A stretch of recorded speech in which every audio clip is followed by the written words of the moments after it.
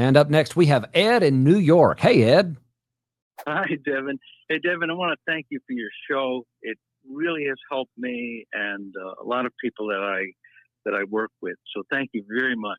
Oh, you're welcome. Well, thank you for calling. Well, I had two questions. I wanted to ask you, I delayed my retirement benefit, and this November I will turn 68 years old. And the past 2 years have been a higher salary, and I'm sure would push out a couple of the lower 35-year salaries. Okay. So when we started off, the salary is a bit lower. And so last year, this year, were higher salaries. And I was wondering, if I apply this November, does that, in a sense, mean it's an incomplete year? You have to have 12 months. And should I just wait to apply in January of next year? That was one of the questions I had. And the other question was, when you have the 8% increase that you get delay, count that on your full retirement amount at 66, or is it on the new amount that, let's say, as I said, maybe some years push out some of the lower years, and so let's say your amount was 2,500 at 66, and let's say it's 3,000, in a couple of years or whatever. Is the 8% increase on the 3,000, or is it on the 2,500? In other words, is it 200 or is it 240? Good questions. Good questions, Ed. Okay, so here's the way this is going to work. Let's tackle the earnings part first. So, if you file, let's say mid-year, whatever those earnings are that you've made that year should be part of your new earnings record, and it'll get recalculated. And if it's part of that high 35, then it's going to increase your benefit. So, they're not going to throw out earnings just because it wasn't a full year. So those are used. And again, it's got to be part of that high 35. But if it is, then they're going to recalculate that benefit. And they're supposed to do that automatically. But if you look at your benefit and you think, wait a minute, I know for a fact that was part of my high 35, it should have been used, then you can ask for a recalculation of that benefit. It's supposed to be automatic, but it's not always. The second thing is with the 8% additions, and you were asking me, is it calculated on, let's say, your retirement, full retirement? Right. Let's say it was 25,000. I mean, 2,500, 2,500. So that would be $200. Right. If you waited, and with the years that pass, now it's up to 3,000.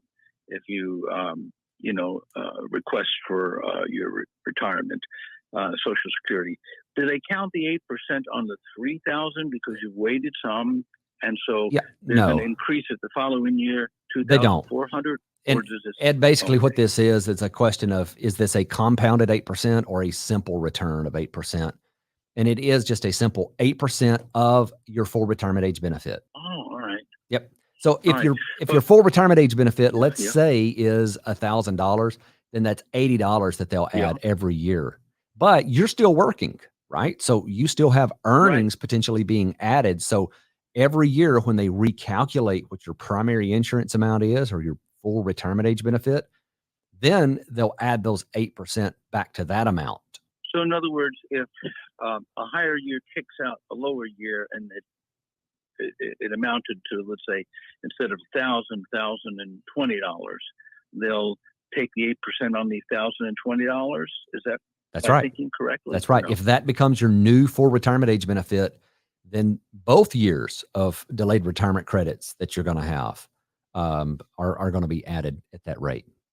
And then if I decide, like, because I heard you say in the previous show or previous caller, if I apply for it, let's say in January rather than this year, do I have to wait for those delayed? Because you said something about you almost have to wait until January till they really calculate the full 8%. I think for that year. Is that correct, or am I thinking?